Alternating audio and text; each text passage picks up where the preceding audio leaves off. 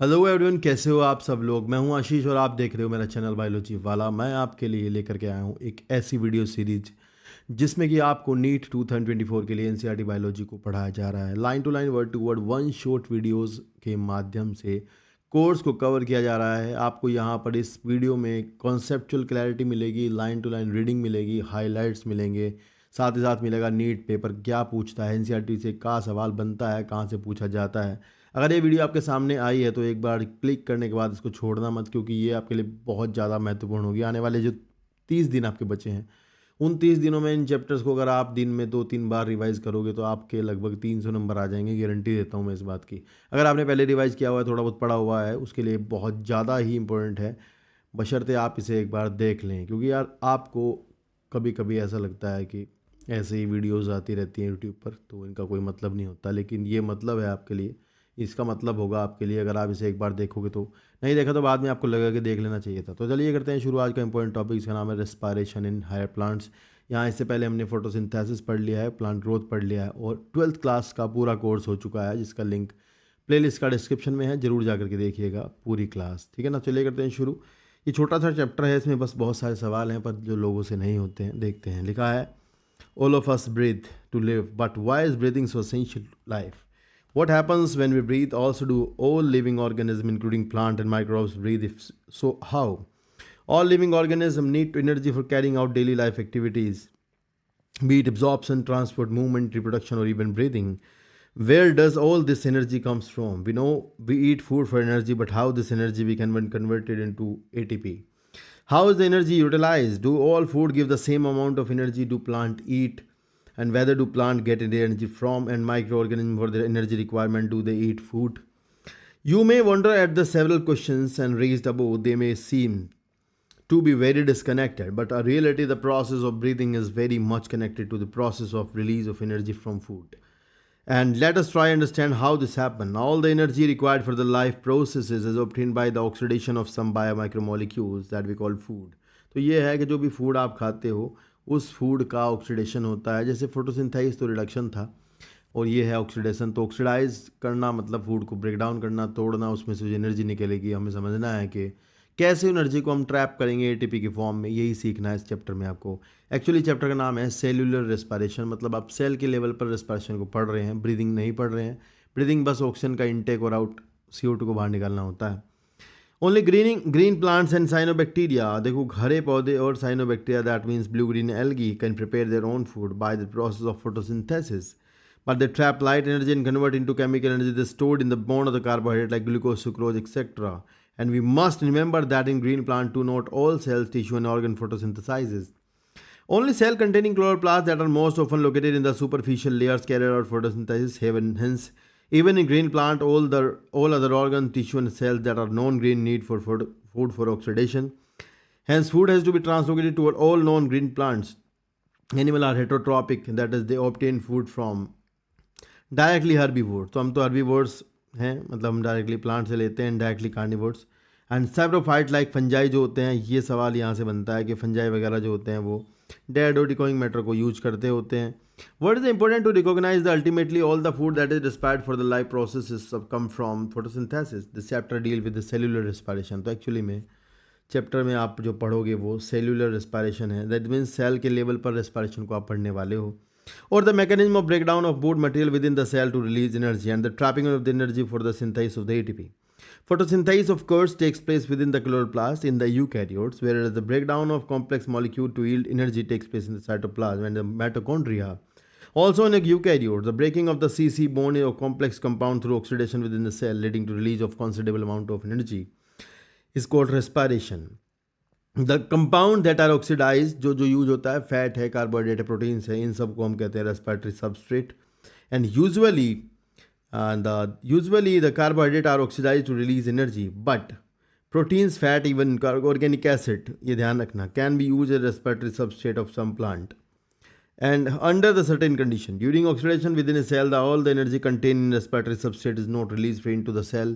सारी energy release नहीं की जाती है, और इन ए सिंगल स्टेप। तो ये सवाल नीट में आएगा, एक ही स्टेप में सारी एनर्जी नहीं निकलती, मल्टी स्टेप प्रोसेस है, धीरे धीरे स्टेप वाइज अलग अलग जगह पर एनर्जी रिलीज होती है।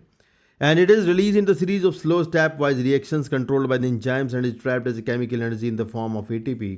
And hence, it is important to note understand that the energy released by the oxidation in respiration is not, rather cannot be used directly but is used to be synthesized ATP, but which is broken down whenever and wherever energy need to be utilized. And hence, ATP act as the energy currency for the cell.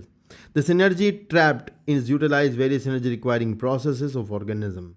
And the carbon skeleton produced during respiration is as a precursor for biosynthesis of the molecule in the cell. तो ये है ऐसी बात normal, बस यहाँ से थोड़ी बहुत एक आधी बात इन्फॉर्मेटिव है जो आपको मिल गई होगी। मेन बात यही है कि सारा का सारा रेस्पिरेशन ऑक्सीडेशन है, इसमें ऑक्सीडेशन से एनर्जी निकलती है, उस एनर्जी को कैसे एटीपी में कन्वर्ट करेंगे आगे आप ये सीखोगे। लिखा है डू प्लांट ब्रीथ करते हैं क्या, मैं आपको बता दूं प्लांट, आपको पता है ऐसा नहीं होता कि प्लांट के अंदर ऑक्सीजन बनती है तो उसका मतलब सारी ऑक्सीजन वहीं से यूज करती है, पर प्लांट का हर एक पार्ट अपनी केयर खुद करता है। लीफ अपना और स्टेम अपना, रूट अपना, सबको अपनी ऑक्सीजन चाहिए होती है, सब अपने तरीके से लेते हैं।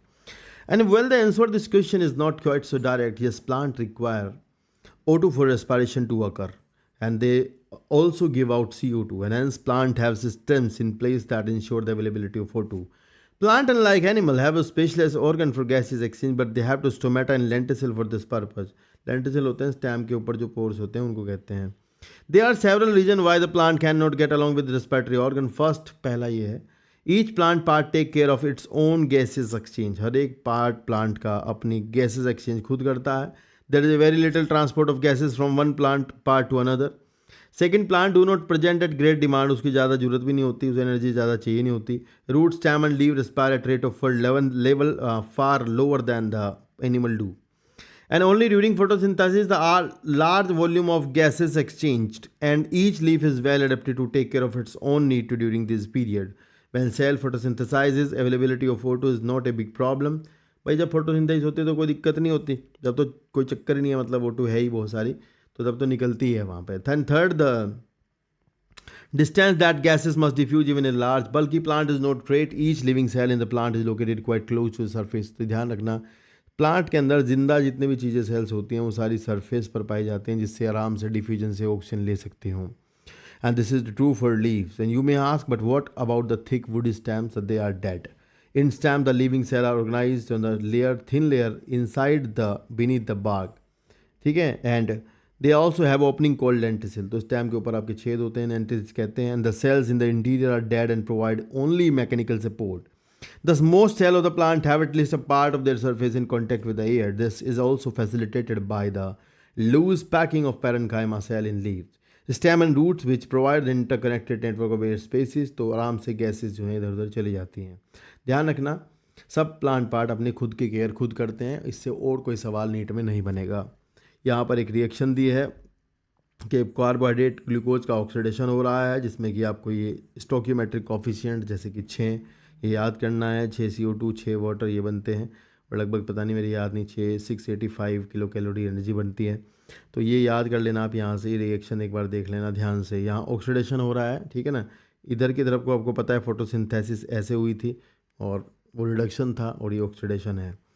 If this energy is to be useful to the cell, it should be able to utilize to use synthesize other molecule that the cell require. The strategy that the plant cell use to catabolize the glucose molecule is such a way that not all the liberated energy goes out as heat. ऐसा नहीं है कि तरीका इन्होंने ऐसा बनाया है कि ऐसा नहीं कि भाई एक ही बार में सारा ग्लूकोज का मॉलिक्यूल टूट जाए और सारी एनर्जी टूट करके निकल जाए, फिर वो हीट बन जाएगी। तो इन्होंने ऐसा तरीका बनाया है प्लांट ने, जिसने भी, तुम्हारे अंदर भी सेम टू सेम ऐसा ही होता है सेल के अंदर, क्योंकि ये सेलुलर है तो तुम्हारा भी ऐसे होगा। तो एनर्जी जो है वो हीट की फॉर्म में ख़राब नहीं होती ज़्यादातर, पर हो जाती है थोड़ी बहुत, लेकिन ज़्यादा ख़राब नहीं होती। तो सारी एनर्जी, मोस्टली एनर्जी ट्रैप करने की कोशिश करते हैं। And the key to oxidise glucose not in one step, ये स्टेटमेंट है नीट में आता है कि इसके की जो है वो ये है कि ग्लूकोज को जो है वो एक स्टेप में नहीं तोड़ा जाता, परंतु जो है धीरे धीरे अलग अलग स्टेप में इसको तोड़ा जाता है, जिससे कि समय समय पर ATP का फॉर्मेशन होता है। During the process of respiration, oxygen is utilized and carbon dioxide, water energy are released as product. The combustion of reaction requires oxygen. But some cell where the oxygen may not be available. तो कुछ जगह cell के पास oxygen है नहीं है, depend नहीं करता, तो वहाँ पर एनारोबिक रेस्पिरेशन होगा। And there are sufficient reason to believe that the first cell of this planet lived in atmosphere lack oxygen. तो कह रहे हैं कि पहली सेल हमेशा एनारोबिक रही होगी दुनिया में। Even among the present day living organisms, we know of several that are adapted to anaerobic condition, some of these organism are facultative anaerobes. तो ये एक वर्ड आपको याद करना है भाई, इसको समझ लो, सवाल ही आएगा। फैकल्टेटिव एनारोब्स, तो आप यहाँ से लिख लेना, एक्चुअली दे आर एरोब्स। ध्यान रखना, facultative anaerobes are aerobes, facultative anaerobes are aerobes. Facultative anaerobe aerobe होते हैं, पर वो अगर ऑक्सीजन नहीं है तो भी उनका काम चल जाता है। While in other the requirement of anaerobic condition is obligate. तो कुछ ऐसे होते हैं जिन्हें एनारोबिक कंडीशन चाहिए ही होती है, और कुछ होते हैं ऐसे जिन्हें, हाँ मतलब जो ऑक्सीजन यूज करते हैं नॉर्मली, पर अगर ऑक्सीजन नहीं है तो उनका काम एनारोबिक कंडीशन में भी चल जाएगा। In any case, all living organisms retain the enzymatic machinery to partially oxidize glucose without the help of oxygen। तो ये है एक बहुत तगड़ा सवाल, ध्यान रखना। चाहे रिएक्शन, चाहे आपका रिस्पायरेशन एनारोबिक हो, चाहे आपका रिस्पायरेशन एरोबिक हो, दोनों ही केस में, एरोबिक हो और एनारोबिक हो, कोई से भी केस में बेटा एक बात इंपॉर्टेंट है आपके लिए बहुत ज़्यादा, वो ये है कि भैया ग्लाइकोलाइसिस तो होगी ही। ग्लाइकोलाइसिस ग्लूकोज का पार्शियल ऑक्सीडेशन है, जिसमें कि ऑक्सीजन का यूज नहीं होता, इस बात का ध्यान रखना। फिर है ग्लाइकोलाइसिस। अब आप एक छोटी सी बात सुन लें दोबारा से, ग्लाइकोलाइसिस ग्लूकोज का पार्शियल ऑक्सीडेशन है। कोई ऑर्गेनिज्म एनारोबिक रेस्पिरेशन करता हो, कोई ऑर्गेनिज्म एनारोबिक रेस्पिरेशन करता हो, कैसा भी करता हो, आपको ध्यान रखना है कि ग्लाइकोलाइसिस तो होके ही रहेगी, ग्लाइकोलाइसिस होके ही रहेगी, मतलब ये मस्ट बात है, ठीक है ना, ध्यान रखना। तो पहले आपको ग्लाइकोलाइसिस सीखनी है, उसके बाद हम देखेंगे कि एरोबिक है तो क्या होगा, एनारोबिक है तो क्या होगा। तो यहाँ पर आपको ये पढ़ने से पहले मैं आपको अगले पेज पर एक छोटा सा डायग्राम है, फ्लो चार्ट है, उसको समझा देता हूँ। आपको उसमें से क्या क्या लर्न करना है मेनली वो ध्यान रखना होगा। देखो यार, ऐसा है, सबसे पहला सवाल ये है कि ग्लाइकोलाइसिस किसी भी सेल के साइटोप्लाज्म में चलती है, चाहे वो बैक्टीरिया हो, चाहे वो यूकैरियोटिक सेल हो, कोई हो, सबके बैक्टीरिया में ही चलती है। मतलब आपको ये ध्यान रखना होगा कि कहाँ चलती है, बैक्टीरिया में चलती है, मतलब साइटोप्लाज्म में चलती है, बैक्टीरिया के भी, यूकैरियोटिक सेल के भी। फिर होता ये है कि ग्लूकोज जो है बाबू, ग्लूकोज का एक एंजाइम आपको नोट करना है, इसकी मदद से, हेक्सोकाइनेज एंजाइम की मदद से यहाँ पर एटीपी लगता है, एटीपी हाइड्रोलाइसिस होती है, एटीपी लगता है, और ये पहला स्टेप है फॉस्फोरिलेशन का, जिसमें कि हेक्सोकाइनेज, ध्यान रखना काइनेज जहाँ भी लगता है वहाँ एटीपी लग रहा होता है, इसे आप अंडरस्टूड समझ लेना, मतलब ये बात कॉमन सेंस है। काइनेज वहीं लगते हैं जहाँ एटीपी होता है। तो यहाँ देखो ग्लूकोज था, और ग्लूकोज देखो, ये ध्यान रखना पहले स्टेप पर और थर्ड स्टेप पर एटीपी यूज़ होगा, 6 पर और 9 पर एटीपी जो है वो निकलेगा। तो ये स्टेप याद कर लेना ज़रूर। तो आप देखोगे पहले स्टेप पर एटीपी लगा, और फिर ग्लूकोज को छठे कार्बन पर फॉस्फेट मिल गई, और ग्लूकोज बन गया ग्लूकोज 6 फॉस्फेट। फिर यहाँ पर आइसोमेरेज लगा, ये एंजाइम अगर आप याद कर सकते हो तो कर लेना, नहीं तो कोई बात नहीं। आइसोमेरेज लगा तो फ्रक्टोज 6 फॉस्फेट बना। ये अभी आप सोचोगे कि ये क्यों बनाया, ना ही बनाते इसको। तो एक्चुअली प्रॉब्लम ये है कि आप देखोगे यहाँ पर कि प्लांट शुगर है, सुक्रोज, क्या है, सुक्रोज। तो अगर सुक्रोज को आप तोड़ते हो, सुक्रोज पर एक एंजाइम काम करता है, इन्वर्टेज, मान लो ये इन्वर्टेज एंजाइम शुगर को तोड़ता है, सुक्रोज को, तो ये एक मॉलिक्यूल ग्लूकोज का बनाता है और एक बनाता है फ्रक्टोज का। तो फ्रक्टोज को भी इसी मेटाबॉलिक पाथवे में एंट्री लेनी होती है, तो फ्रक्टोज भी एटीपी का यूज करके ये बनाता है फ्रक्टोज 6 फॉस्फेट। मतलब हम समझना ये चाहते हैं, समझाना कि फ्रक्टोज को भी अगर अपना ब्रेकडाउन करना है तो उसे भी ग्लाइकोलाइटिक पाथवे में घुसना होता है, तो वो यहाँ घुसता है इस स्टेप पर, ये ध्यान रखना। तो अभी तो आप सीधा सीधा पढ़ रहे हो, तो आपको इतना याद रखना है कि ग्लूकोज का 6 फॉस्फेट बना, और उसका आइसोमराइजेशन हुआ, इससे फ्रक्टोज 6 फॉस्फेट बना फर्दर, और फिर फ्रक्टोज 6 फॉस्फेट का फिर से तीसरा स्टेप है, फिर से यहाँ पर एक एंजाइम लगा, उसका नाम है PFK, फोस्फोफ्रुक्टोकाइनेज, और ये इस रिएक्शन का पेस मेकर एंजाइम है। फोस्फोफ्रुक्टोकाइनेज इज़ अ पेस मेकर। और इसके बाद यहाँ पर एटीपी लगा, फिर देखो अब बाई फॉस्फेट हो गया है, क्योंकि 1 पहले कार्बन पर भी फॉस्फेट आ गई है और छठे पर तो पहले थी। उसके बाद यहाँ पर एक एंजाइम लगेगा, इसका नाम है एल्डोलेज, और एल्डोलेज एंजाइम के लगने से 6 कार्बन की जो शुगर थी फ्रक्टोज, वो आपकी टूट करके 3 कार्बन की शुगर, जो सबसे छोटी शुगर ट्रायोज फॉस्फेट, जो सबसे छोटी शुगर है वो बना लेती है। सबसे छोटी शुगर का नाम है ग्लिसरॉल्डिहाइड 3 फॉस्फेट, या फिर अगर आप कीटोज देखोगे, ये तो एल्डोज शुगर है, ग्लिसरॉल्डिहाइड तो एल्डोज है, और अगर आप कीटोज शुगर की बात करते हो तो वो है आपके डाईहाइड्रोक्सी एसीटोन फॉस्फेट, ठीक है ना। तो यहाँ पर आपके 2 मॉलिक्यूल बनते हैं इसके, मतलब एक मॉलिक्यूल इसका बन गया, ऐसा मान लो, एक मॉलिक्यूल इसका बन गया, मतलब हैं तो दोनों ट्रायो शुगर ही, 3 कार्बन की शुगर है, C3H6O3 ये वाली शुगर है, ठीक है। तो अभी 6 कार्बन का फ्रक्टोज टूट के 2 कार्बन, 2 मॉलिक्यूल इसके बना लिए। फर्दर जो रिएक्शन है उसमें सारा आप समझना कि अब दो दो मॉलिक्यूल ही होगा, क्योंकि आगे मतलब ये जो है ये ट्राई हाइड्रोक्सी एसीटोन फॉस्फेट भी वापस इधर ही आने वाला है, और ये जो सीधा आ रहा है तो आ ही रहा है, तो मतलब आगे सब कुछ दो होगा। तो यहाँ रखना आगे इस स्टेप पर आप देखोगे यहाँ पर अब क्या होगा। एक सेकेंड ना, पेन बदल लेता हूँ। अरे भैया कलर बदल जाओ, नहीं बदल रहा है भाई, बदल जाओ। देखो यार यहाँ पे पता क्या होगा, यहाँ पे इस स्टेप पे अब ये होगा कि भाई दो NAD हैं और दो NADH2 बनेंगे, दैट मीन्स ये ऑक्सीडेशन होगा। तो ये ध्यान रखना, एंजाइमेटिक ऑक्सीडेशन हुआ है यहाँ पर, डिहाइड्रोजनेज लगा है, ठीक है। डिहाइड्रोजनेज लगने से ये हुआ कि यहाँ हाइड्रोजन रिलीज हुई, इलेक्ट्रॉन भी निकले होंगे, और ये हो गया आपका ऑक्सीडेशन, रिडक्शन, सॉरी इसका तो रिडक्शन हुआ NAD का, और ये आपका यहाँ स्टेप जो है उस पर ऑक्सीडेशन हुआ है, एंजाइमेटिक ऑक्सीडेशन हुआ, ऑक्सीजन का यूज नहीं हुआ। दो NADH2 हैं, इनका क्या होगा भविष्य, इसके बारे में बात होगी, अभी ये निकाल देते हैं। ये फर्दर अगर ये गए तो ये अगर रेस्पिरेशन एरोबिक हुआ तो एरोबिक रेस्पिरेशन में इनको माइटोकॉन्ड्रिया के अंदर जाना पड़ेगा, वहाँ इनका क्या होगा इसके बारे में पीछे आकर दोबारा बताऊंगा, अभी के लिए ये समझ लो। उसके बाद आपका बन गया है आगे ये बन गया 1,3 बाईफॉस्फोग्लिसरिक एसिड। अब यहाँ पर आपको एक बात समझनी होगी कि ये 1,3 बाईफॉस्फो कैसे हुआ है, ऊपर तो फॉस्फेट एक ही थी, 3 फॉस्फेट था ना, तो 1,3 कैसे हुआ। तो इस स्टेप पर आपकी 2 फॉस्फेट ऐड होती हैं जो यहाँ दिखाई नहीं है, तो वो समझ लो इस स्टेप पर 2 फॉस्फेट ऐड हुई होंगी। और उसके बाद आपका बन गया ये, फिर से यहाँ 6th स्टेप है, 6th पर आप देखोगे अब ATP बनेगा, मतलब फॉस्फेट निकलेगी। तो यहाँ पर आप देखो 2 ATP लिखेंगे हम, क्योंकि बाबू दो मॉलिक्यूल चल रहा है, तो 2 ATP बनेंगे, और मतलब 2 मॉलिक्यूल बन गए आगे इसके किसके, फॉस्फोग्लिसरिक एसिड के। तो फाइनली पहले कार्बन से फॉस्फेट हट चुकी है, अब इस पर रहेगी तीसरे पे, तो अब बन गया 3 फॉस्फोग्लिसरिक एसिड। 3 फॉस्फोग्लिसरिक एसिड का एक एंजाइम लगता है म्यूटेज, उसकी मदद से ये आइसोमेरेज ही होता है एक तरह का, तो इंट्रा मॉलिक्यूलर शिफ्ट हुई और ये 2 फॉस्फोग्लिसरिक एसिड बना, और 2 फॉस्फोग्लिसरिक एसिड से यहाँ डिहाइड्रेशन हुआ है, वाटर निकला, और फिर 2 फॉस्फोइनोल पायरुवेट बना। यहाँ एक एंजाइम लगता है इनोलेज, तो आपको याद नहीं करने, अगर करने तो ठीक है, नहीं तो कोई बात नहीं, छोड़ देना। और फिर ये इनोलेज एंजाइम लगने से बना फॉस्फोइनोल पायरुवेट, और फिर से यहाँ पर आपके ATP 2 ATP फिर से बने, और यहाँ पर फिर आपका फाइनली पायरुवेट काइनेज एंजाइम लगता है यहाँ, और यहाँ पर आपका पायरुवेट काइनेज के मदद से 2 पायरुविक एसिड के मॉलिक्यूल आपके सामने उपस्थित हैं। 6 कार्बन है इसके अंदर, 6 कार्बन और टोटल हो गए 3 कार्बन का एक मॉलिक्यूल है, तो 6 कार्बन। देखो ग्लूकोज के 6 कार्बन थे, जो के तो रहे, कोई फ़र्क नहीं पड़ा। 2 जगह ATP की सिंथेसिस हुई, यहाँ पर हुई है, जिसे हम कहते हैं सबस्ट्रेट लेवल फॉस्फोराइलेशन। तो ग्लाइकोलाइसिस में 2 जगह पर सबस्ट्रेट लेवल फॉस्फोराइलेशन हुआ, और इससे आप देखोगे 2 और 2 4 ATP का फॉर्मेशन हुआ, एक यहाँ पर हुआ और एक नीचे हुआ। तो हमारे पास ग्लाइकोलाइसिस से अगर आप देखो ध्यान से, टोटल हमारे पास ग्लाइकोलाइसिस से 4 ATP बने हैं, ध्यान रखना बस यही सवाल हैं भाई, और 2 ATP का खर्चा हुआ, तो नेट जो मिले हैं वो मुझे 2 ATP प्राप्त हुए।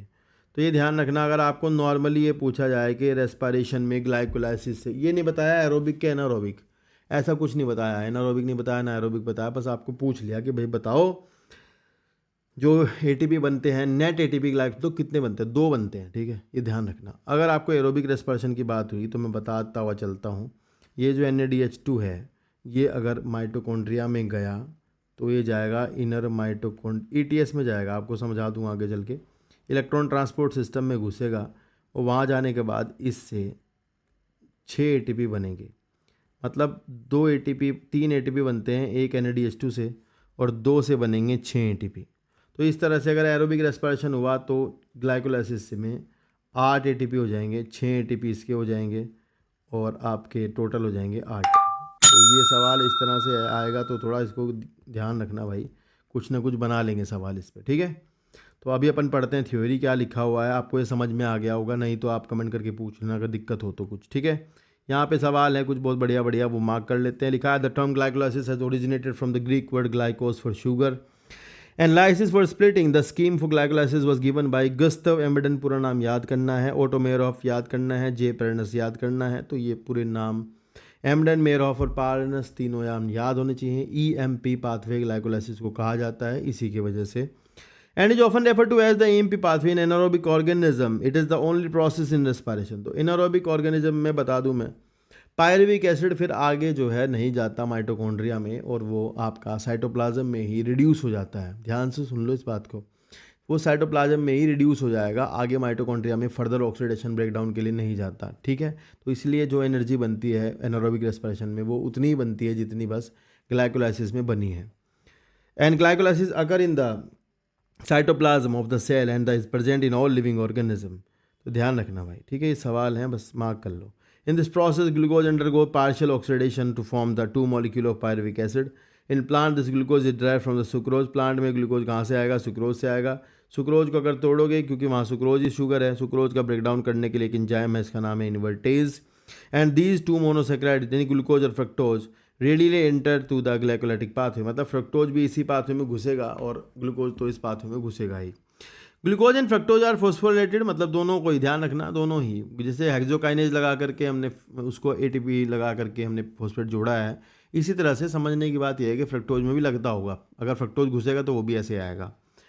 ठीक है ना, तो लिखा है कि and glucose and fructose are phosphorylated to give rise to glucose 6 phosphate by the activity of enzyme hexokinase. ये एंजाइम, एक एंजाइम बस यहाँ दिया है, एक ही कर लो यार, ज़्यादा टेंशन नहीं लेना। This phosphorylated form of glucose then isomerise to produce fructose 6 phosphate. Subsequent step of metabolism of glucose and fructose are the same. The various step glycolysis are depicted in figure 12.1. In glycolysis, a chain of 10 reaction, इसे mark कर लो, under the control of different enzyme takes place during the pyruvate from glucose. And while studying the step of glycolysis, please note that step जहाँ पर ATP खर्च हो रहे हैं, जहाँ बन रहे हैं, वो बता दिया मैंने आपको, और जहाँ NADPH2 बनता है, NADP नहीं है यहाँ, सॉरी NADH2 है एक्चुअली, ये याद कर लेना। ATP is utilized in 2 steps, first and the third, and first the conversion of glucose से जब glucose 6 phosphate बना तब, और second हुआ fructose 6 phosphate से fructose 1 6 phosphate बना तब। The fructose 1 6 phosphate is split into dihydroxyacetone phosphate and the 3 phosphoglyceraldehyde. We find that there is one step, the NADH2, and it's formed an NAD+. This is when the 3 phosphoglyceraldehyde is converted into 1 3-biphosphoglyceric acid. 2 redox equivalent are removed, मतलब कि 2 hydrogen यहाँ से निकाल दी गई हैं, और PgAl से and transfer to a molecule of NAD. PgAl is oxidised and with inorganic phosphate to get converted into biphosphoglyceric acid. तो ये सवाल यहाँ ध्यान रखना, वो जो फॉस्फेट वहाँ उन्होंने नहीं दिखाई है ना डालते हुए, तो मैं यहाँ लिखा हुआ है कि फॉस्फेट डलेगी, बिना फॉस्फेट डले फिर वो बनेगा नहीं ना। The conversion of biphosphoglyceric acid to 3-phosphoglyceric acid is also an energy yielding process. This energy is trapped by the formation of ATP. Another ATP is synthesized during the conversion of PAP to pyruvic acid. Can you then calculate how many ATP molecule are directly synthesized? तो 4 बने थे, 2 खर्चा हुआ तो 2 बने। Pyruvic acid is then a key product of glycolysis. बिल्कुल सही है। What is the metabolic fate of pyruvate? तो pyruvate का भविष्य क्या है भाई? अगर ऑक्सीजन है बेटा तो ये घुसेगा माइटोकॉन्ड्रिया में, और अगर नहीं है अगर ऑक्सीजन तो भैया ये रहेगा बाहर साइटोप्लाज्म में ही, फिर वहाँ इसका रिडक्शन होगा और वो बनाएगा या तो लैक्टिक एसिड या फिर इथेनॉल वगैरह। ठीक है, तो वो डिपेंड करता है कहाँ की बात हो रही है। फिर लिखा है आगे कि there are 3 major ways in which different cell handle the pyruvic acid produced by the glycolysis. These are the lactic acid fermentation, भाई कुछ तो लैक्टिक एसिड, तुम्हारी मसल्स जैसे है वहाँ तो लैक्टिक एसिड बनता है। एल्कोहलिक फर्मेंटेशन, जहाँ पर तुम्हारे जैसे ईस्ट वगैरह है वो एल्कोहलिक फर्मेंटेशन करते हैं, या फिर एरोबिक रेस्पिरेशन होगा।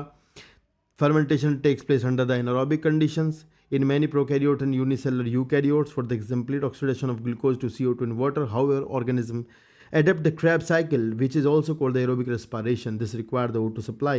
तो अब आगे जो प्रोसेस है उसमें O2 सप्लाई की जरूरत होती है। अगर एरोबिक रेस्पिरेशन है तो आपका पायरुविक एसिड माइटोकॉन्ड्रिया के मैट्रिक्स में जाएगा, वहाँ जाकर के सबसे पहले लिंक रिएक्शन करेगा, उसके बाद आगे Krebs साइकिल में जाएगा, मतलब ये वाली बात है। तो अभी इन्होंने बीच में फर्मेंटेशन डाल दिया, दैट मीन्स ये बताना चाहते हैं कि अगर मान लो एरोबिक रेस्पिरेशन नहीं हो रहा है तो आपका जो पायरुविक एसिड है उसका भविष्य क्या होगा। तो आपका जो पायरुविक एसिड है वो कहाँ घुसेगा, कहाँ जाएगा, वो वहीं रहेगा साइटोप्लाज्म में ही, और रिड्यूस कर हो जाएगा किससे, जो ग्लाइकोलाइसिस ने NADH2 बनाया है ना वही उसको रिड्यूस करेगा। ये ध्यान से सुनना। तो यहाँ पर फोटो दी गई है, इस फोटो को देख लो। वैसे तो कुछ है नहीं, देखो यार ये पायरुविक एसिड है, इसके 2 भविष्य दिखाए हैं इन्होंने यहाँ पे। एक तो दिखाया ये लैक्टिक एसिड बना दिया है, साइटोप्लाज्म में ही बना है ये आपके मसल्स के, तो ये ध्यान रखना ये साइटोप्लाज्म में ही होता है।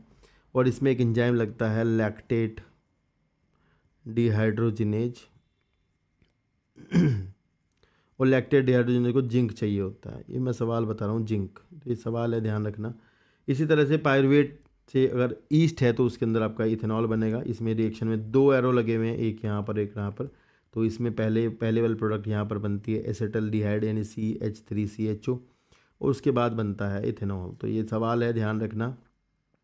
यहाँ पर आपको दिखेगा डी कार्बोक्सिलेशन हुआ है, और एक तो देखिए एक तो एंजाइम लगा हुआ डी कार्बोक्सिलेज, और एक आपका लगा है यहाँ पर ये क्या बोलते हैं, मतलब एक तो ऑक्सीडेशन हुआ है, सॉरी एक तो रिडक्शन हुआ है, और एक आपका हुआ है डी कार्बोक्सिलेशन। तो एंजाइम लगे हैं। तो पहला प्रोडक्ट बनता है एसिटल्डिहाइड, उसके बाद एसिटल्डिहाइड से बनता है इथेनॉल। यहाँ पर आप देखोगे कि इस फर्मेंटेशन में कार्बन डाइऑक्साइड भी निकलती है, जबकि लैक्टिक एसिड में कार्बन डाइऑक्साइड नहीं निकलती। ये 2 ही सवाल है जो आपको पेपर में आएंगे। देखो यहाँ लिखा हुआ है कि इन फर्मेंटेशन से by yeast the incomplete oxidation of glucose is achieved under the anaerobic condition by set of reaction where the pyruvic acid is converted to CO2 and ethanol. The enzyme pyruvic acid, ये mark कर लो भैया, pyruvic acid decarboxylase and alcohol dehydrogenase. तो बाबू देखो यहाँ सवाल क्या ध्यान रखना है कि CO2 पहले स्टेप पर निकलती है जब एसिटल्डिहाइड बनता है, ये इंपॉर्टेंट बात है। तो क्योंकि पहला एंजाइम है डी कार्बोक्सिलेज, तो CO2 पहले स्टेप पर बनती है जब एसिटल्डिहाइड बनेगा, और फिर दूसरे स्टेप पर अल्कोहल बनता है। तो ये दोनों ध्यान रखना। अब वो अल्कोहल डिहाइड्रोजनेज को भी जिंक चाहिए। क्या चाहिए? जिंक। ये सवाल है भाई। फिर लिखा है कि the other organism like some bacteria produce lactic acid from pyruvic acid and the steps involved in shown in figure 12.2 in animal cells also like muscles during exercise when oxygen is inadequate for cellular respiration pyruvate acid is reduced to lactic acid by lactate dehydrogenase। इसे भी zinc चाहिए, ये बेचारा है, इसे zinc चाहिए होती है।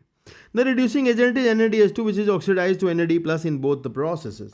In both lactic acid and alcohol fermentation not much energy is needed released, less than 7% of the energy in glucose is released and not all of it trapped as a high energy bonds of ATP.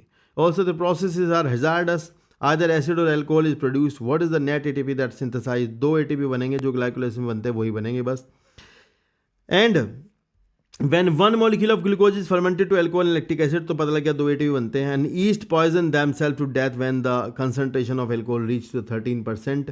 तो भैया कह रहे हैं कि जब alcohol 13% हो जाता है तो ईस्ट खुद ही मर जाता है। तो फिर इतनी 50% की जो शराब है वो कैसे बनती है, इतने हाई अल्कोहल? तो उसमें डिस्टिलेशन होता है फैक्ट्रीज में, वहाँ डिस्टिलरीज होती हैं, वहाँ पर बनती है। तो इसका आंसर है distillation.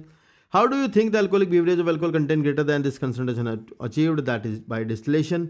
What then is the process by which organism can carry out complete oxidation of glucose and extract the energy stored, synthesize a larger number of ATP। तो मतलब ये कह रहे हैं कि भाई अगर आपको ज़्यादा ATP बनाने हैं तो कैसे बनेंगे? तो बस सीधा मतलब है, अगर ज़्यादा ATP ज़्यादा एनर्जी चाहिए होती है तो भैया आपको इसे कहाँ धकेलना पड़ेगा? माइटोकॉन्ड्रिया के मैट्रिक्स में, जहाँ पर एरोबिक रेस्पिरेशन चल रहा है। Got it?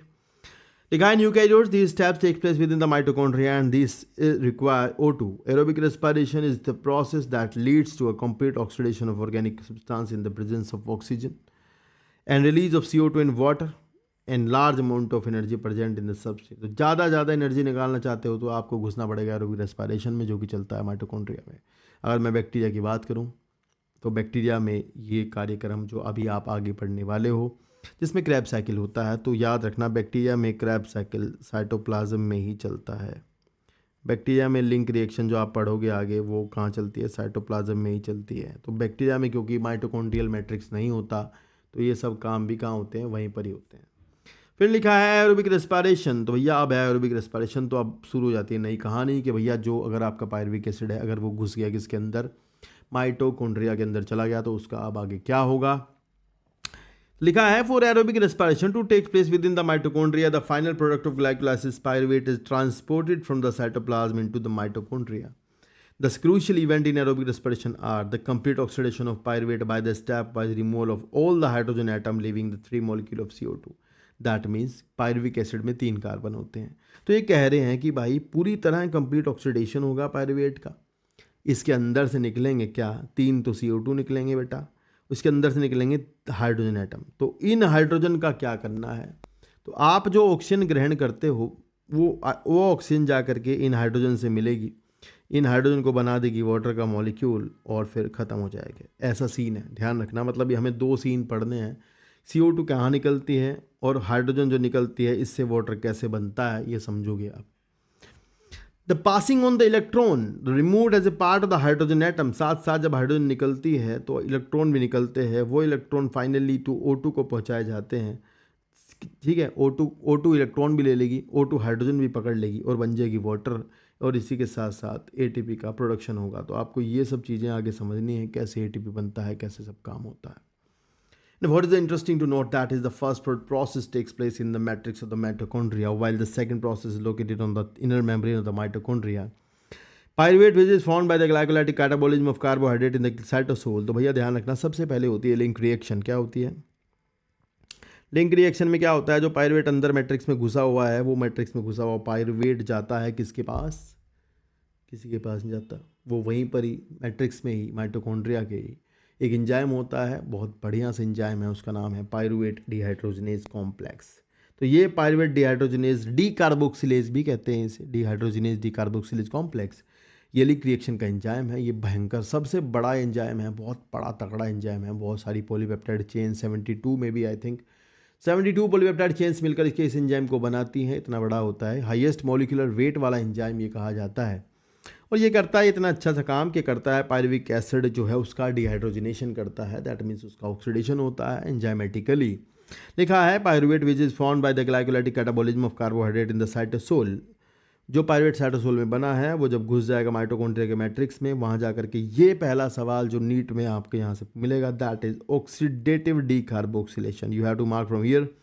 ये पूछेंगे सबसे पहला ऑक्सीडेटिव डीकार्बोक्सिलेशन कब होता है, आपका उत्तर होगा कि सबसे पहला ऑक्सीडेटिव डीकार्बोक्सिलेशन तब होता है जब वो पायरुविक एसिड माइटोकॉन्ड्रिया के मैट्रिक्स में जाता है, जहाँ पर ऑक्सीडेशन के साथ साथ डीकार्बोक्सिलेशन भी किया जाता है।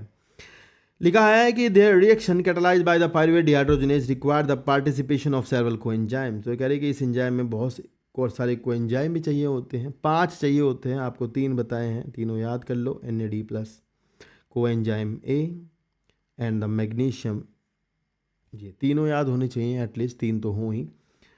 और फिर लिखा है कि ये रिएक्शन देख लो ध्यान से, इसमें आपको 3 कार्बन का पायरुविक एसिड है जो अंदर आया है, कोएंजाइम ए रिएक्शन में लगा है, एक और NAD लगा है। पायरुवेट डिहाइड्रोजनेज डीकार्बोक्सिलेज जिसका पूरा नाम है, ये क्या करता है, एक CO2 निकाल देता है तो 2 कार्बन का बच जाता है एसिटाइल कोएंजाइम ए। अभी 2 कार्बन का एसिटाइल कोएंजाइम ए, इसका भी ऑक्सीडेशन होना बेचारे का, क्योंकि हमें तो तीनों CO2 ख़त्म करनी है, और NADH2 हमें यहाँ प्राप्त होता है। अगर आप समझो ग्लाइकोलाइसिस में दो पायरुविक एसिड बने थे तो इस हिसाब से आपको यहाँ 2 NADH2 प्राप्त होंगे। ठीक है ना बाबू, इस बात को ध्यान रखना, बाद में पूछूंगा। And during this process, 2 molecules of NADH are produced from the metabolism of the 2 molecules of pyruvic acid and produced from the 1 glucose molecule during the glycolysis. The acetyl coenzyme A then enter the cyclic pathway tricarboxylic acid cycle, commonly called as Krebs cycle, और hence crab के नाम पर इसका नाम है। इसका नाम TCA cycle भी कहलाता है और CCC साइकिल भी कहते हैं। ट्राई कार्बोक्सिलिक एसिड साइकिल भी कहा जाता है इसको, क्योंकि इसमें पहली स्टेबल कंपाउंड जो बनती है वो है आपकी 3 कार्बोक्सिलिक एसिड रखती है, जिसका नाम है सिट्रिक एसिड। क्या है? सिट्रिक एसिड का नाम ही है ट्राई कार्बोक्सिलिक एसिड, जो कि इसकी पहली प्रोडक्ट बनेगी, तो उसी के नाम पर इसका नाम रख दिया गया है TCA साइकिल। लिखा है कि भैया ये कहाँ चलता है, मैट्रिक्स में ही चल रहा है सब कुछ। लिखा है the TCA cycle start with the condensation of acetyl group of acetyl coenzyme A with the 4 carbon compound that is oxaloacetic acid. तो ये ध्यान रखना है भाई, यहाँ से पहले समझा देता हूँ, शायद से फिर दिक्कत नहीं होगी, तो फिर आपको ये आएगा। मैं इसी डायग्राम में ही मैं सोच रहा हूँ, इसी में ही मैं कुछ करके समझाऊंगा आपको, ताकि आपका एकदम इसी से ही क्लैरिटी आए, क्योंकि आपको पढ़ना तो यहीं से ही है। ठीक है, तो यहाँ पर हम ब्लैक पेन का यूज़ नहीं करेंगे, पिंक का करेंगे। देखो यार, ऐसा हुआ है कि यहाँ पर ये 2 पायरुवेट घुसे थे, अब मैं लिख देता हूँ, सब 2 आए अंदर, सब कुछ 2 कर लेते हैं। 2 मॉलिक्यूल बने एसिटाइल कोएंजाइम ए के, 2 ही NADH2 बनेंगे, 2 ही निकलेंगे CO2। अगर 2-2 के हिसाब से चलोगे तो सब 2-2 है। ठीक है, नॉर्मली 1 के हिसाब से चलोगे तो 1-1 होगा, तो आप अपने हिसाब से कैलकुलेट कर लेना।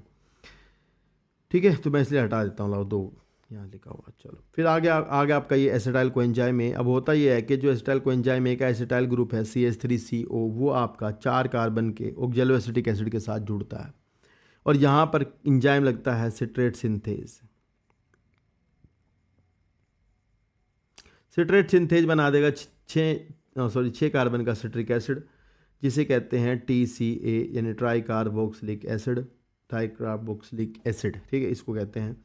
एंड फिर 6 कार्बन का यहाँ पर सिट्रिक एसिड बनेगा। तो इसके बाद के स्टेप्स एनसीईआरटी ने नहीं दिए हैं, तो मैं बताऊँ। इसके बाद बनता है आइसोसिट्रिक एसिड, पहले बनता है सिस अकोनिटिक एसिड, फिर बनता है आइसोसिट्रिक एसिड। फिर यहाँ जो मेन बात है वो मैं ऐड कर देता हूँ। देखो यहाँ पे अब होता पता क्या है, जो आपका आइसोसिट्रिक एसिड है, क्या है आइसोसिट्रिक एसिड, आपका जो आइसोसिट्रिक एसिड है उसमें से देखो इन्होंने दिखाया डी कार्बोक्सिलेशन दिखाया। तो एक्चुअली बात ये है कि यहाँ पर आप देखो कि ये 6 कार्बन का है, ठीक है, दिख रहा है। अब ये 6 कार्बन का जो आइसोसिट्रिक एसिड बनाएगा वो भी 6 कार्बन का होता है। आइसोसिट्रिक एसिड भी 6 कार्बन का है, मान लो ये बना दिया आइसोसिट्रिक एसिड। फिर बाबू ये स्टेप नहीं दिया यहाँ पे, इसका होता है ऑक्सीडेशन, इससे बनता है NaDH2 और उससे बनता है ऑक्जेलो सक्सिनिक एसिड। ये यहाँ दिया नहीं है, चलो कोई बात नहीं। ये ऑक्जेलो सक्सिनिक एसिड भी 6 कार्बन का है, ठीक है, और यहाँ बन गया NaDH2, ऑक्सीडेशन हो गया। तो ये इन्होंने दिखाया जो NaDH2 ये इसी स्टेप का है जो मैंने बताया आपको, ऑक्जेलो सक्सिनिक वाला। फिर इस ऑक्जेलो सक्सिनेट से निकलती है डिकार्बोक्सिलेशन, CO2 निकलती है और डिकार्बोक्सिलेशन होता है। तो बचे 5 कार्बन, तो फिर 5 कार्बन का बचता है अल्फा कीटो ग्लूटारिक एसिड। ये फिर 5 कार्बन का बचेगा यहाँ पर, ये बच गया 5 कार्बन का अल्फा कीटो ग्लूटारिक एसिड। कब? जब ऑक्जेलो सक्सिनिक एसिड से डिकार्बोक्सिलेशन हो गया। तो ये दोनों स्टेप यहाँ इसी में दिखा दिए, साथ साथ ही इन्होंने कहा कि भाई डिकार्बोक्सिलेशन हो गया और ऑक्सीडेशन हो गया और सीधे सीधे 5 कार्बन का कंपाउंड बन गया अल्फा कीटो ग्लूटारिक एसिड। चलो कोई बात नहीं यहाँ तक, ठीक है। फिर अल्फा कीटो ग्लूटारिक एसिड पर लगेगा यहाँ पर enzyme alpha keto glutarate dehydrogenase decarboxylase. फिर से दूसरी बार ऑक्सीडेटिव डिकार्बोक्सिलेशन यहाँ होगा, ये ध्यान रखना। सेकंड ऑक्सीडेटिव डिकार्बोक्सिलेशन अगर the reaction where the alpha keto glutaric acid oxidise into the succinic acid, क्योंकि ये 5 कार्बन का है। यहाँ पर आप एक CO2 निकाल दोगे, बचे 4 कार्बन, 4 कार्बन का बचेगा सक्सिनिक एसिड। तो अब यहाँ एक कहानी छोटी सी और है, इससे पीछे आओगे तो यहाँ पर मैं बता दूँ, यहाँ पर यहाँ जहाँ पे लिखा नहीं है कुछ भी, यहाँ पर लिखा जाएगा सक्सिनाइल कोएंजाइम ए। तो इस रिएक्शन में यहाँ पर कोएंजाइम ए डलेगा और ये बनेगा सक्सिनाइल कोएंजाइम ए, जो कि 4 कार्बन का है। तो डायरेक्ट सक्सिनिक एसिड नहीं बनता, पहले अल्फा कीटो ग्लूटारिक एसिड से 4 कार्बन का सक्सिनाइल कोएंजाइम ए बनता है और फिर सक्सिनाइल कोएंजाइम ए जो है वो आपका बनाता है सक्सिनिक एसिड, जो कि 4 कार्बन का है। ये समझ में आई होगी बात, है ना, इंपॉर्टेंट है। अब ये सक्सिनाइल कोएंजाइम ए वाली रिएक्शन पर यहाँ लिखा है कि एक GDP से GTP बना है। मैं आपको बताऊँ, ये जो GDP से GTP बना है ना, ये GTP तुरंत बिना किसी बातचीत के ADP से ATP बना देता है। तो ये एक कपल्ड रिएक्शन है। क्या है, इधर लिखता हूँ थोड़ा, ये है कपल्ड रिएक्शन। तो कपल्ड रिएक्शन कहाँ चलती है? जब सक्सिनाइल कोएंजाइम ए से सक्सिनिक एसिड बनता है। ये ध्यान रखना, कपल्ड रिएक्शन चलेगी यहाँ और कोएंजाइम ए हट जाएगा और बच जाएगा सक्सिनिक एसिड। ये इतनी सी बात ध्यान रख लोगे तो आपकी ज़िंदगी बन जाएगी भाई। ध्यान रखना, सक्सिनाइल कोएंजाइम ए से बना सक्सिनिक एसिड, जिसमें कि यहाँ पर आपका कपल्ड रिएक्शन हुई, जहाँ डायरेक्ट सबस्ट्रेट लेवल फॉस्फोरिलेशन हुआ, SLP हुआ और डायरेक्ट ATP की सिंथेसिस हुई। तो you have to learn the steps here, step learn करने हैं। यहाँ पर आपका बन गया डायरेक्ट एक ATP। चलो फिर सक्सिनिक एसिड बच गया भैया, कोई बात नहीं। सक्सिनिक एसिड से फिर आपका यहाँ पर FADH2 निकला, ऑक्सीडेशन हुआ और यहाँ बनेगा आपका fumaric acid. Let me take a pen, this one. यहाँ बनेगा आपका फ्यूमेरिक एसिड। तो अब बन गया आपका फ्यूमेरिक एसिड ये, ठीक है। किससे? यहाँ ऑक्सीडेशन हुआ, फिर से फ्यूमरेज यहाँ पर लगेगा एक एंजाइम सक्सिनेट डिहाइड्रोजिनेज। अब यहाँ लगा सक्सिनेट डिहाइड्रोजिनेज। भाई सक्सिनेट डिहाइड्रोजिनेज एक ऐसा एंजाइम है जो आपका है तो माइटोकॉन्ड्रिया की इनर मेम्ब्रेन में काम करता है, मैट्रिक्स में। भाई ये इतना तगड़ा सवाल है, बहुत तगड़ा सवाल है, बहुत आता है पेपर में कि सक्सिनेट डिहाइड्रोजिनेज एक ऐसा एंजाइम है जो कि इनर माइटोकॉन्ड्रियल मेम्ब्रेन में लगा होता है, साथ ही साथ वो क्या करता है जी, काम तो करता है जी मैट्रिक्स में, ठीक है जी। और ऑक्सीडेशन होगा इस एंजाइम, इस पॉइंट पर FADH2 बनेगा, जैसे NaDH2 बनता है वैसे FADH2 बनेगा यहाँ पर। और फिर से आप देखोगे फ्यूमेरिक एसिड से बनेगा मैलिक एसिड और फिर मैलिक एसिड का फिर से ऑक्सीडेशन होगा और 4 कार्बन का मैलिक एसिड कन्वर्ट होगा 4 ही कार्बन को ऑक्जेलो एसिटिक एसिड में ऑक्सीडेशन के द्वारा ये ऑक्सीडेशन होगा, यहाँ NaDH2 निकलता है। तो इस तरह से एक लाइफ साइकिल लगातार चलता रहता है। अब हमें देखने वाली बात है कि हमें क्या मिला। अब समझने वाली बात यह है, देखो मार्क करता हूँ, हमें क्या मिला। हमने देखा कि यहाँ पर हमने एसिटाइल ग्रुप डाला था। एसिटाइल ग्रुप के पास 2 कार्बन थे, 2 कार्बन में से एक CO2 यहाँ निकाल दी, एक यहाँ निकाल दी, ख़त्म। CO2 का खेल ख़त्म हो गया। फिर मेरे को इसमें क्या मिला, फिर मुझे दिखा यहाँ एक NADH2 मिला, ये रहा, ठीक है, एक NADH2 ये मिला, और भाई मुझे मिला एक NADH2 यहाँ है 2, और भाई मेरे को मिला एक NADH2 यहाँ 3, तो 3 NADH2 और एक FADH2 मिला, और एक डायरेक्ट ATP मिला, ये वाला एक डायरेक्ट ATP मिला। तो मेरे को यहाँ इससे जो फ़ायदा हुआ है, जब मैंने एक एसिटाइल कोएंजाइम A को अंदर डाला है मैट्रिक्स इसमें क्रैब साइकिल में, तो एक एसिटाइल कोएंजाइम A से मुझे जो है 3 NADH2, बेटे यही सवाल है, एक FADH2 और एक ATP प्राप्त हुआ, ये है सवाल। डायरेक्ट किससे मिला है इतना सामान? एसिटाइल कोएंजाइम A से। किससे? एसिटाइल कोएंजाइम A से। अगर पायरुविक एसिड का भी जोड़ लोगे तो इसमें मिला मुझे एक NADH2 और, तो भाई एक पायरुविक एसिड का हो गया NADH2, मतलब पायरुविक एसिड शुरू करा था जब।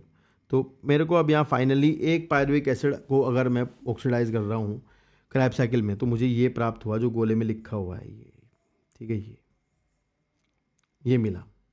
एक NADH2 मिला, 3 NADH2 अलग से मिले, एक FADH2, एक ATP मिला। और मैं बता दूं, अगर ये सारे कार्यक्रम अगर सही दिशा में सही तरीके से चलते रहे, तो ये जो NADH2 है ना बेटे, ये जाएंगे इलेक्ट्रॉन ट्रांसपोर्ट चेन में, 3 ATP ये भाई साहब बनाएंगे, 9 ATP ये बनाएंगे, और एक FADH2 बनाएगा 2 ATP, आइडियल कंडीशंस में बात हो रही है, और एक ATP ये डायरेक्ट है। तो टोटल ATP कितना हुआ एक पायरुविक एसिड से? 3 और 3 12 और 2 14 और 1 15, तो 15 ATP मुझे प्राप्त होंगे अगर एक पायरुवेट का ऑक्सीडेशन होगा एरोबिक रेस्पिरेशन में कंप्लीटली। एक पायरुवेट से मिलेंगे मुझे 15 ATP, और पायरुवेट कितने थे? 2 पायरुवेट से मुझे मिलेंगे 2 × 15 = 30 ATP, ये मुझे मिलेंगे 2 पायरुवेट से, समझ आई। और 8 ATP एरोबिक रेस्पिरेशन में क्यों मिलेंगे? क्योंकि 2 तो वहाँ बनते ही हैं, और 6 जो NADH2 है ना उसका 2, वो 2 NADH2 भी अंदर आएंगे, इलेक्ट्रॉन ट्रांसपोर्ट चेन में जाएंगे, वहाँ 6 ATP वो बनाएंगे, तो फिर मेरे पास हो जाएंगे 38 ATP अगर ग्लूकोज से देखोगे तो, ठीक है। तो ग्लूकोज से आइडियली अगर करेंगे रेस्पिरेशन तो हमें 38 ATP प्राप्त होंगे। सुक्रोज से करोगे तो दुगना कर लेना, ठीक है ना, ऐसा है। चलिए चलते हैं आगे, अब पढ़ लेते हैं ये वाले पैराग्राफ को, फिर आगे बढ़ेंगे क्या होगा। कहानी बहुत इंपॉर्टेंट चल रही है भैया, ध्यान से सुन रहे होंगे आप लोग अगर आप देख रहे हैं तो, वरना बाद में देखोगे तो पढ़े देखना पड़ेगा, ये ध्यान रखना। ये जिसने यूट्यूब पे देखा नहीं अब तक उसका काम नहीं चलने वाला, ध्यान से देख लेना इसको, ये आज बोल रहा हूँ। अगर कोई इस वीडियो को इस टाइम पे सुन रहा होगा ना तो कमेंट करके बताएगा कि उसने कब ये सुनी। The TCA cycle start with the condensation of acetyl group, यानी एसिटाइल ग्रुप जो था उसका वो ऑक्जेलोसिटिक एसिड से जुड़ा और उसने बना लिया सिट्रिक एसिड जो कि 6 कार्बन का था। The reaction is catalyzed by the enzyme citrate synthase and a molecule of COA is released and citrate is then isomerized to isocitrate। ये बताया नहीं किताब में, फोटो में तो था नहीं, यहाँ पे दिया है। फिर मैं बताऊँ जो आइसोसिट्रेट है उसका होगा ऑक्सीडेशन, बनेगा ऑक्जेलोसक्सिनिक एसिड। फिर यहाँ लिखा है कि it is followed by the 2 successive step of decarboxylation. 2 step होंगे डीकार्बोक्सिलेशन के, जैसे कि बाद में बताएंगे। पहले लिखा है कि एक तो बनेगा अल्फा कीटोग्लूटारिक एसिड 5 कार्बन का, क्योंकि एक गया तो 5 कार्बन बनेगा। उसके बाद लिखा है and then succinyl coenzyme A, तो 4 कार्बन का बनेगा succinyl coenzyme A. In the remaining step of the citric acid cycle the succinyl coenzyme A, आपको बताया मैंने, ऑक्सीडाइज होकर ऑक्जेलोसिटिक एसिड में और फाइनली खत्म होगा, मतलब ऐसे होगा सक्सिनल कोएंजाइम ए से फिर बाद में ऑक्सीडाइज होकर के बनेगा फाइनली OA। तो लिखा है during the conversion of succinyl coenzyme A to succinic acid, इस रिएक्शन पर थायोकाइनेज एंजाइम लगता है, यहाँ पे दिया नहीं, छोड़ दो। And a molecule of GTP is catalysed formed and GTP is then finally substrate level phosphorylation हुआ। ये सवाल है, यही है सवाल, ये बहुत तगड़े सवाल है भाई, इनके बिना पेपर नहीं बनते हैं अपने टाइम के, अब भी नहीं बनते, आपको देखोगे पेपर में। यहाँ लिखा है कि इन ए कपल्ड रिएक्शन, ये सवाल आएगा कपल्ड रिएक्शन कहाँ चलती है। In a coupled reaction GTP is converted to GDP with the simultaneous synthesis of the ATP from ADP. Also there are 3 points in the cycle where NAD reduced to NADH2, 3 जगह पर NADH2 बनता है, एक जगह पर FADH2 बनता है। And the continued oxidation of acetyl coenzyme A via TCA cycle require the continued replenishment of the oxaloacetic acid, वापस फिर से बन जाता है जो फर्स्ट मेंबर है साइकिल का, फर्स्ट मेंबर है साइकिल का। ऐसी गलती ना करना, इसको ज़्यादा वो ना दूसरा लास्ट ना लगाना। In addition it also require regeneration of NAD and FAD, बार बार बनते रहेंगे और लगातार NADH2 FADH2 बनते रहेंगे। इस प्रकार से हमें क्रैब्स साइकिल से ये सब प्राप्त होता रहेगा। रिएक्शन देखोगे ध्यान से, मिलेगा नीचे लिखा हुआ कि एक पायरुविक एसिड अगर ऑक्सीडाइज हो रहा है तो मुझे प्राप्त होगा इतना सामान, जिसमें कि 4 NADH2 और बेटा FADH2 मिलेंगे, एक ATP।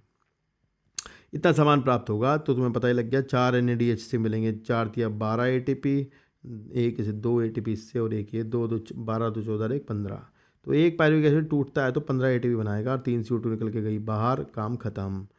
अब we have till now seen that glucose has been broken down to release CO2 and 8 molecules of NADH2.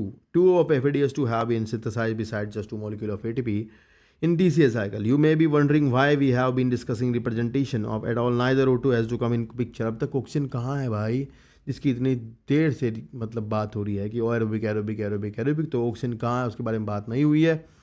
Finally यहाँ पर अब देखेंगे कि ऑक्सीजन अब पिक्चर में आने वाली है। Also what the role of the NADH2 और FADH2 का क्या होगा, मैं बता रहा हूँ बार बार। NADH2 FADH2 electron transport chain में जाएंगे, वहाँ जाकर के इनका ऑक्सीडेशन होगा, जिसमें से हाइड्रोजन और इलेक्ट्रॉन निकलेंगे। इलेक्ट्रॉन और हाइड्रोजन फाइनली ऑक्सीजन को थमा दिए जाएंगे कि पकड़ो भैया महाराज, जो वाटर बना लो, और जो एनर्जी होगी उससे हम ATP का फॉर्मेशन करेंगे। ऐसा आप समझने वाले हो।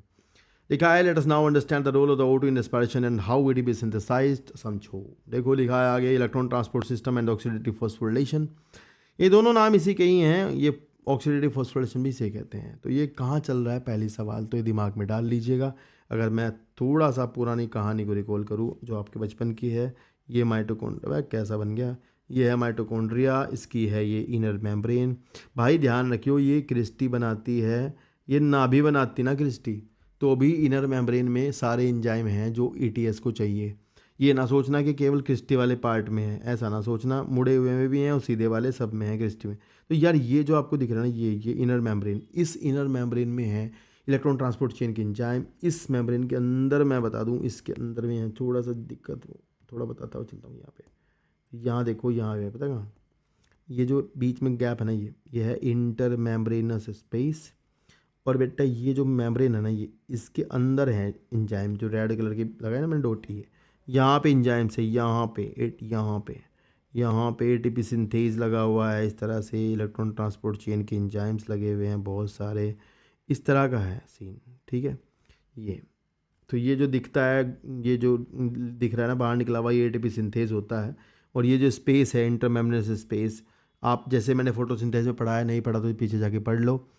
यहाँ पर हाइड्रोजन आयन भरेगा, जो H+ भरेगा, जो ग्रेडियंट पैदा होगा वो यहाँ H+ भरने से होगा। इस मेम्ब्रेन के बीच में H+ भर जाएगा, यहाँ पर भर जाएगा H+। अभी आप समझोगे कैसे। फिर वो H+ जब इधर से इधर ट्रैवल करेगा ATP सिंथेज एंजाइम के थ्रू, तब ATP का फॉर्मेशन होगा। तो ये समझ लो कहानी, अब आप समझोगे, समझ तो गए होंगे कहाँ चल रहा है, पर कैसे चलता है ये आपको समझाया जाएगा। तो एक बार ये थ्योरी पढ़ो 2 लाइन की। लिखा है कि the following step in the respiratory process are to release and utilise the energy stored in the NADH2 and FADH2. This is accomplished when they are oxidized through the electron transport system and the electron then pass on to the O2, resulting in the formation of water. The metabolic pathway through which electron transport passes from one carrier to another is called electron transport system. In this it is present in the inner mitochondrial membrane. बेटा केवल Christie ना लगाना, inner mitochondria में पूरी है वो। Electron from the NADH, अब ये थ्योरी बाद में पढ़ेंगे, पहले फोटो देख लो, बहुत अच्छा सा फोटो है, छोटा सा, इसमें छोटी सी बातें हैं, सवाल समझने के हैं और कर दोगे आप, मुझे लगता है पूरी गारंटी है इस बात की। देखो यार, शुरू यहाँ से करते हैं, पहले ये देख लो, पहले ये पहले देख लो ये मैट्रिक्स, फिर देख लो ये मेम्ब्रेन, फिर देख लो ये स्पेस 2 मेम्ब्रेन के बीच में। तो अभी अपन देखते हैं पहला एंजाइम जो येलो कलर का दिख रहा है, इन्वर्टेड L टाइप का एंजाइम है, ये शेप ऐसी है L जैसी। ये क्या करता है, ये NADH डिहाइड्रोजिनेज है भाई, ये कुछ नहीं करता, ये NADH को तोड़ देगा आराम से। देखो पेन कहाँ गया ढंग का सा, तो ये ले लिया। तो भैया देखो आप, NADH का ऑक्सीडेशन हो गया है, देखो यहाँ पर NADH डिहाइड्रोजिनेज लग गया, कोई चक्कर की बात नहीं। इस एंजाइम का नाम याद करना है, कॉम्प्लेक्स 1 इसे कहते हैं। इस एंजाइम ने इलेक्ट्रॉन्स को FMN को दिया, FMN ये सब आयरन सल्फर कंटेनिंग है, FMN वगैरह, ये आयरन इसको दिया, इसने इलेक्ट्रॉन आयरन सल्फर को दिया। और क्लस्टर एक्चुअली ये एक आयरन सल्फर नहीं है, काफ़ी सारे हैं। फिर इसको दिया, फिर इसने इलेक्ट्रॉन्स को यूबिक्विनोन को दिया। यूबिक्विनोन जो है वो एक तरह का मोबाइल कैरियर है जो मेम्ब्रेन में फिरता है, और ये इलेक्ट्रॉन ले लेगा यहाँ से। साथ ही ये इलेक्ट्रॉन लेने के साथ फिर हाइड्रोजन भी लेगा, जैसे उधर फोटोसिंथेसिस में प्लास्टोक्विनोन था वैसे ही। और ये यूबिक्विनॉल बना लेगा। ये यूबिक्विनॉल बना लिया और यूबिक्विनॉल ने इलेक्ट्रॉन्स को दिया है फिर आगे कॉम्प्लेक्स थर्ड को। जो गेम है ना, मैटर जो है ना वो ये है कि कॉम्प्लेक्स वन से इलेक्ट्रॉन जो ट्रैवल करते हुए गए हैं वो कॉम्प्लेक्स थर्ड को जाएंगे, टू को नहीं जाएंगे, बस ये समझ लो। तो वन से गए इलेक्ट्रॉन यूबिक्विनॉल के थ्रू थर्ड को। थर्ड क्या है, थर्ड का नाम क्या है? थर्ड का नाम है साइटोक्रोम B C1 कॉम्प्लेक्स।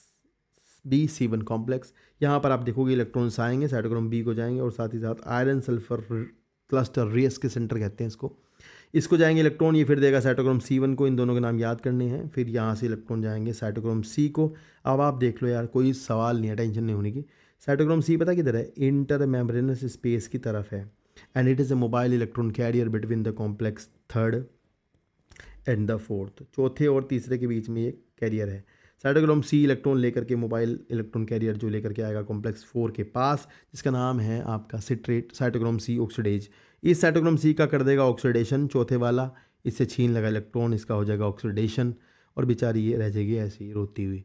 चलो कोई बात नहीं, इसके इलेक्ट्रॉन इसके पास से छूट करके आगे आ जाएंगे। यहाँ है एक महान आदमी जिनका नाम है कॉपर A और जिनका नाम है दूसरा कॉपर B। बहुत तगड़ा सवाल बनता है भाई, ये पता क्या पूछते हैं कि कौन सा सेंटर ऐसा है जिसमें कॉपर है, मतलब कौन सा इंजाइम ऐसा है। तो आप बताओगे कि कॉम्प्लेक्स 4 जिसका नाम है सिट्रेट साइटोक्रोम C ऑक्सीडेज जिसका नाम है वो उसके पास मिलते हैं कॉपर। ये भाई तगड़ा सवाल है, करके आना, पीटूंगा, बहुत ही आएगा, ठीक है, यही आएगा पेपर में।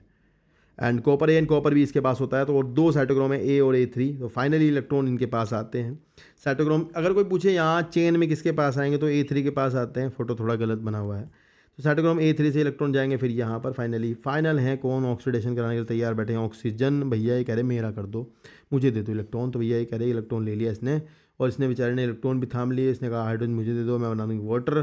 फाइनली इलेक्ट्रॉन और हाइड्रोजन दोनों मिल गए, किसको? ऑक्सीजन को, और बन गया वाटर। तो भैया ये तो मामला हो गया ख़त्म। तो अब आप सोचो अबे हुआ क्या है इससे? इलेक्ट्रॉन का ट्रैवल हुआ है, कोई दिक्कत नहीं, पर फ़ायदा पता क्या हुआ है? फ़ायदा ये हुआ है कि during the transport of the electron जो एनर्जी थी उस एनर्जी से मैट्रिक्स से हाइड्रोजन उठा करके, नंबर गिनने मत बैठ जाना इनकी, ठीक है, जो हाइड्रोजन इधर से थी इधर उठा करके मैट्रिक्स से इंटर मेम्ब्रेनस स्पेस में फेंक दी गई है। 4 यहाँ फेंक दी, 4 यहाँ पे फेंक दी। गिनती मत करना, दिमाग कम लगाना वरना टेंशन होगी। 4 यहाँ होंगी और फिर 2 यहाँ पे आई।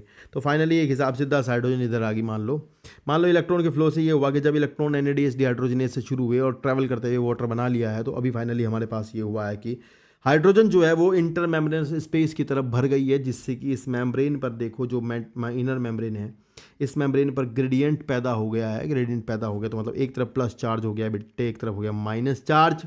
और ग्रेडियंट बनने से आपको पता ही है एक महान एंजाइम जिसका नाम है ATP सिंथेज, वो यहाँ लगा हुआ होता है।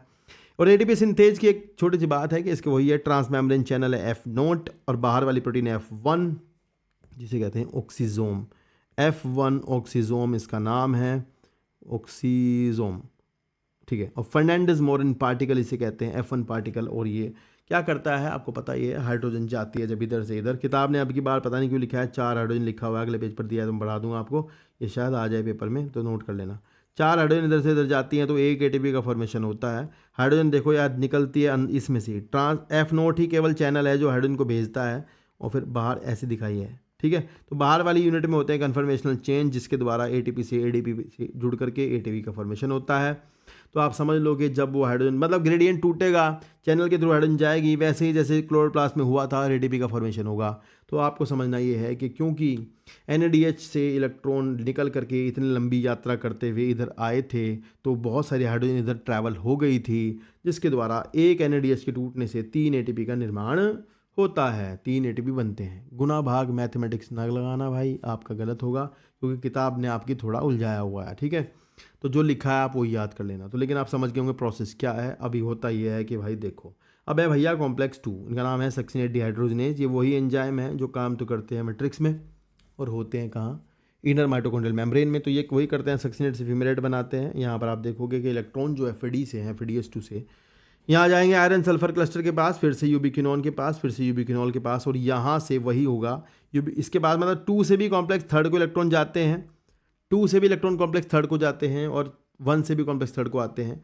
तो आप समझने की बात यह है कि जब 2 से इलेक्ट्रॉन जाएंगे तो हाइड्रोजन जो है कम हाइड्रोजन इधर ट्रैवल करेंगी, क्योंकि ये वाली पहले वाली तो नहीं आएंगी, क्योंकि ये तो जब आती है जब यहाँ से शुरू होता है प्रोसेस, तो अभी आपका हाइड्रोजन कम आएंगे तो इसका मतलब बात सीधी सीधी ये है कि एक एटीपी कम बनता है, मतलब FeDH2 से जब टूटता है तो एक एटीपी का फॉर्मेशन कम होता है क्योंकि हाइड्रोजन कम आती है इधर IMS में। तो यही है प्रोसेस इलेक्ट्रॉन ट्रांसपोर्ट चेन का, बहुत तगड़ा कुछ है नहीं, देखो टेंशन वाली बात नहीं है। और साइनाइड जो है वो यहाँ इनिबिट कर देता है, साइनाइड ऑक्सीजन को इलेक्ट्रॉन जाने नहीं देता, इसलिए फिर ETS रुक जाती है और ATP नहीं बन पाते, ये वाली बात है। तो भाई समझ गए होंगे प्रोसेस क्या है, थ्योरी पढ़ देता हूँ एक बार, नहीं समझ आया तो वीडियो को रिपीट करके देख लेना, आ जाएगा। यहाँ लिखा है कि electron produce in the mitochondrial matrix during the citric acid cycle are oxidised by an NADH dehydrogenase. तो मतलब पहला एंजाइम जो है वो NADH डिहाइड्रोजनेज है। तो ये कॉम्प्लेक्स के नाम पे डायरेक्ट सवाल पे पूछते हैं, बहुत तेज है। And electron are then transfer to the ubiquinone, electron ubiquinone के पास जाएंगे, जो कहाँ है, इस तरह के सवाल आएंगे, पता कहाँ है वो, विद इन, ये मार्क कर लेना, विद इन द मेम्ब्रेन है वो, कहाँ है, with in the membrane. And यूबिक्विनोन also receive the reducing equivalent FeDH2 से भी लेता है वो, इससे भी लेता है, दोनों से लेता है electron. That is generated during the oxidation of succinate in the citric acid cycle.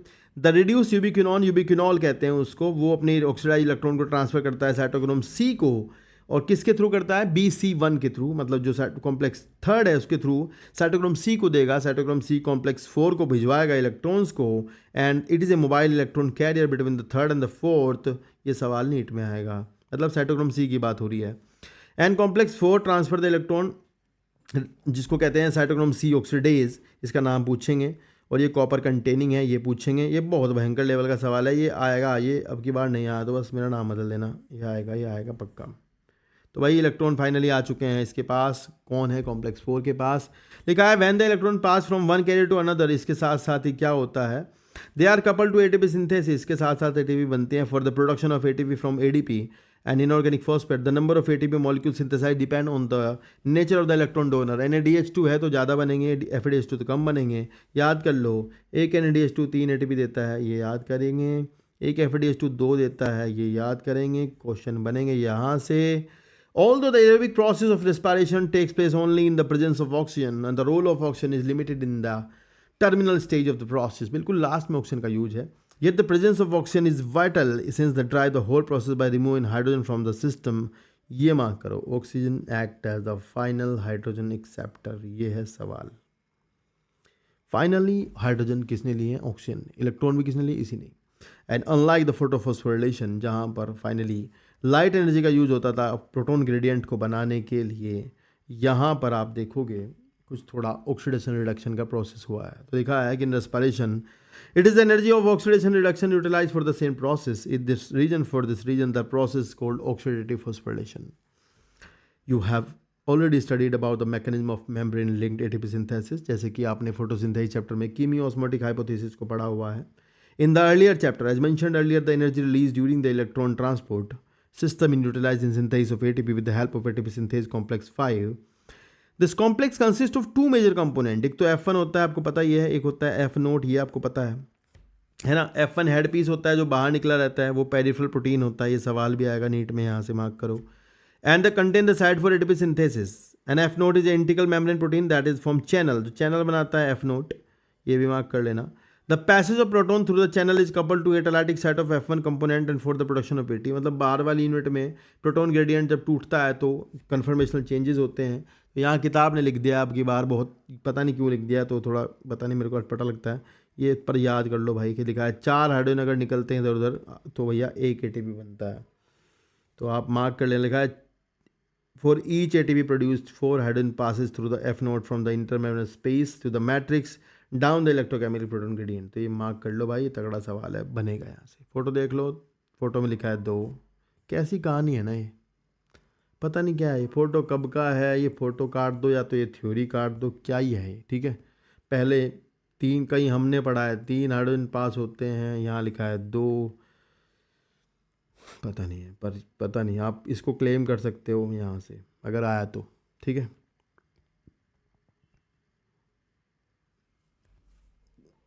लिखा है द रेस्पिरेटरी बैलेंस शीट, तो बैलेंस शीट आपको अभी पीछे बनवाई थी मैंने, 38 ATP कैसे बनते हैं ये, तो एक बार बस थ्योरी पढ़ लो, वैसे समझ में आया होगा आपको कैसे बनते हैं। यहाँ लिखा है कि in this possible to make calculation of net gain ATP for every glucose molecule oxidise, but the reality is that can remain only in theoretical exercise. मतलब मैं कह रही कि हमेशा ही 38 ATP नहीं बनेंगे भाई, ऐसा नहीं होता, बीच की जो प्रोडक्ट होती है ना वो कुछ कुछ बनाती है। मान लो सक्सिनिक एसिड भाग गया निकल के, क्लोरोफिल बनाने के लिए क्या करोगे, है ना। मान लो अल्फा कीटोग्लूटारिक एसिड से ग्लूटामेट अमीनो एसिड बन गया तो क्या करोगे, तो पूरा हमेशा 38 एटीपी नहीं बनते। There is a sequential orderly pathway functioning with one substrate forming the next and with glycolysis. TCA cycle and ETS pathway from following one after another. The NADH synthesized in glycolysis is transferred into the mitochondria. तो ये कह रहे glycolysis वाला भी अंदर ही आ जाएगा। तो आपको बता रखा मैंने 6 ATP बनाएंगे वो दोनों, अगर एरोबिक हुआ तो respiration. None of the intermediate in the pathway are utilise. कह रहे बीच वाला कोई भी कहीं ना जाए, तब ऐसा हो सकता है कि 38 ATP बने। कह रहे ओनली ग्लूकोज अगर यूज हो रहा है, बीच में कोई ऐसा नहीं कि फैट, क्योंकि आप पढ़ोगे आगे कि फैट अगर टूटती है तो वो भी इसी में घुसता है, इसी पाथवे में। तो सबको जब इसी पाथवे में घुसना है तो फिर आइडियल कंडीशन नहीं है 38 ATP बनने वाली। तो ये कह रहे हैं कि अगर सब कुछ आइडियल कंडीशन में, मतलब ग्लूकोज से बिल्कुल शुद्धा जैसे पड़ा है ऐसा ही होता हो, तो 38 ATP बनेंगे। तो लिखा है but this kind of assumptions are not really valid in the living system. All pathway work simultaneously and do not take place after one another. Substrate enter the pathways and are withdrawn from it as and when necessary. ATP is utilized as then when needed. Enzymatic rates are controlled by multiple means, yet it is useful to do this exercise to appreciate the beauty of the efficiency of living system, extraction and strong energy. Hence there can be a net gain of, ये है सवाल यहाँ, net gain 38 ATP का जब बनेगा भैया, ध्यान रखना अगर ग्लूकोज छूट रहा हो तो। और एक और बात बता दूं मैं आपको क्लियरली बिल्कुल, अगर किसी ऑप्शन में 38 के साथ 36 दिया है तो आप देख लेना क्या लिखा है सवाल पर, ऐसा होगा नहीं। या तो 38 ऑप्शन में होगा या 36 होगा, आपके नीट में 38 ही आएगा, 36 हुआ तो 38 नहीं होगा, फिर आपका आंसर 36 होगा, ये ध्यान कर लो, ठीक है। चलो फिर यहाँ आगे लिखा है कि भाई no let us compare fermentation of aerobic respiration. तो यहाँ से एक सवाल आएगा पेपर में। Fermentation account for the only word partial breakdown of glucose whereas aerobic respiration is completely degraded to CO2 and H2O in fermentation. ये है NEET में आने वाला सवाल, मार्क करो। In fermentation, there is a net gain of only 2 ATP molecules for each glucose oxidized partially. तो ये सवाल है भाई, इसको मार्क कर लेना। NADH is oxidized to NAD plus rather slowly in fermentation. However, the reaction is very vigorous in case of aerobic respiration. आगे लिखा है एम्फीबोलिक पाथवे। ये थ्योरी तो हम नहीं पढ़ रहे हैं, इसको आप खुद पढ़ लेना, मैं फोटो बताऊंगा, फोटो में सवाल क्या है वही है सवाल। देखो यार यहाँ पर ही पूछा है कि ये जो प्रोसेस है इसे एम्फीबोलिक पाथवे क्यों कहते हैं, ना तो इसे कैटाबोलिक कहते हैं ना एनोबोलिक कहते हैं। मतलब ये बनाने का भी है कुछ चीज़ें और ये कुछ चीज़ें तोड़ने का भी है, ज़्यादातर ये ब्रेकडाउन है, पर कुछ चीज़ें यहाँ पर फॉर्म भी होती हैं। तो ये दिखाया है इन्होंने यहाँ पर, अगर आप फैट खाते हो मान लो, तो फैट भी देखो ऐसा होगा, फैटी एसिड बनेगा, तो आप देख सकते हो कि फैटी एसिड बना लेगा एसिटाइल कोएंजाइम में, तब भी आपको एनर्जी मिल जाएगी। और ग्लिसरॉल जो आपका है वो घुस जाएगा ग्लाइकोलाइसिस में, तब भी आपको एनर्जी मिलेगी। ये समझना है यहाँ से। और अगर आपने ज़्यादा ग्लूकोज खा लिया तो आपका एसिटाइल कोएंजाइम में वापस फैटी एसिड बना सकता है, ये भी आपको ध्यान रखना है। और आपका पायरुविक एसिड एमिनो एसिड बना सकता है, जैसे कि एलेनिन बना देता है, एलेनिन, ठीक है ना, ऐसा। तो ये भी वापस मतलब फॉर्म भी कर सकता है कुछ, और जुड़ भी सकता है इसमें आके कुछ भी। मतलब प्रोटीन भी इसी पाथवे से डाइजेस्ट होंगे, मतलब ऑक्सीडाइज होंगे, और फैट भी और कार्बोहाइड्रेट भी, तीनों यहीं से जाएंगे। फिर आप देखोगे नीचे एक चीज़ मैं बता दूं आपको, एक और बात बताता हूँ, चलता हूँ यहाँ दी नहीं है। एसिटाइल कोएंजाइम में से बन जाएगा वापस फैटी एसिड। और यहाँ बताऊँ क्रैब साइकिल के जो प्रोडक्ट है, जैसे अल्फा कीटोग्लूटारिक एसिड है, उससे ग्लूटामेट बन सकता है एमिनो एसिड। ऑक्जेलोएसिटिक एसिड है, उससे बनेगा एस्पार्टिक एसिड। सक्सिनाइल कोएंजाइम में है, उससे बनेगा क्लोरोफिल। तो इस तरह से यहाँ पर जो चीज़ें होती हैं वो कुछ चीज़ें फॉर्म भी करती हैं। तो ये पाथवे एम्फीबॉलिक होता है, ना कि कैटाबॉलिक होता है, ठीक है, दोनों तरह से काम करता है। Next respiratory coefficient. ये बहुत आसान सा सवाल है, पर ये होता नहीं है बच्चों से। देखो यार ऐसा लिखा है कि let us now look at the another aspect of respiration is, you know that during the aerobic respiration O2 is consumed and CO2 is released. सही बात है। The ratio of the volume of CO2 evolve in the volume of O2 consumed in respiration is called respiratory coefficient. RQ is equal to volume upon CO2 volume upon O2 consumed. तो ये formula ही पहले तो लोग भूल जाते हैं, पर फिर भी आप याद कर लेना। And the respiratory coefficient depend upon the type of respiratory substrate. मतलब फैट खाओगे तो अलग आएगा, फैट खाओगे तो कम आएगा 1 से, प्रोटीन खाओगे तो 1 से कम आएगा, कार्बोहाइड्रेट उसको 1 बनाएगा। तो लिखा है यहाँ से याद कर लो कि कार्बोहाइड्रेट जब रेस्पिरेटरी सबस्ट्रेट है तो रेस्पिरेटरी कोएफिशिएंट 1 है, मतलब 6 CO2 और निकलते हैं और 6 O2 यूज होते हैं। तो 6/6 इज इक्वल टू 1 हो जाता है। जब आप फैट का करोगे ऑक्सीडेशन, तो बेटे होता ये है कि फैट में ना खुद में ऑक्सीजन कम होती है मॉलिक्यूल के अंदर, और कार्बन ज़्यादा होते हैं। तो ऐसे में ज़्यादा ऑक्सीजन यूज होती हैं फैट के ऑक्सीडेशन में एज कम्पेयर टू कार्बोहाइड्रेट। तो यहाँ जब आप निकाल लोगे तो आपका वैल्यू 0.7 आएगा। ये पूरा रिएक्शन एक बार ध्यान से देखना है और ये याद करना है कि ट्राइपामेटिन से आपको 0.7 RQ मिला। ये देख लेना एक बार, सवाल पूछ लें, कुछ भी पूछ सकते हैं, इनका कुछ नहीं पता भाई, ठीक है, सॉरी पता नहीं क्या हो गया।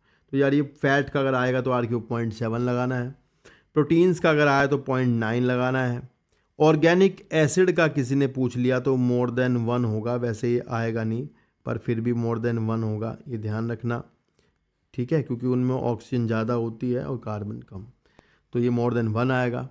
और फिर लास्ट लाइन देखो, ये कह रहे हैं कि प्रोटीन जो होती है ना वो और फैट जो होती हैं वो directly as a respiratory substrate use नहीं होती हैं।